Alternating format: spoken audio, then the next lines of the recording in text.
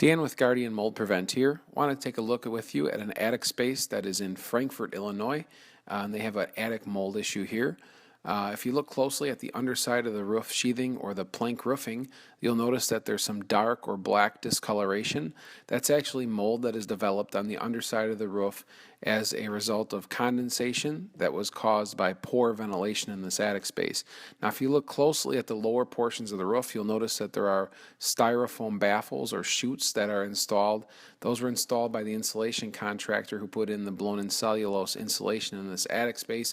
And if you look closely at the rafters, you see there's actually a white film of that insulation that was that got all over the rafters in this attic space as well.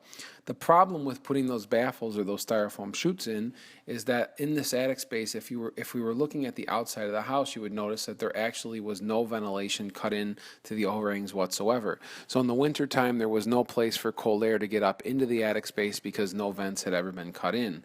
Now we look at this diagram here and you'll see that you're supposed to have sufficient upper ventilation that equals your lower ventilation so that in the winter time, when warm air gets in the attic space, it's replaced by cold air that comes up through the soffit vents, forces the warm air out through the upper portions of the roof, and keeps the air temperature in the attic space relatively similar to that of the surface of the wood.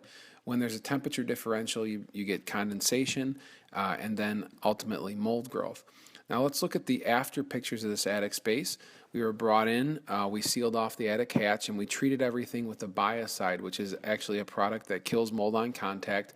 We then physically scrubbed down all the surfaces of the roof sheathing, or the plank roofing, and also the rafters, and you'll notice that there's no longer a fine coating of the insulation all over. And then once it's been scrubbed, we apply a white acrylic-based mold-resistant coating. It comes with a 10-year manufacturer's warranty. We leave the air machine running overnight and come back the next day and pull everything out.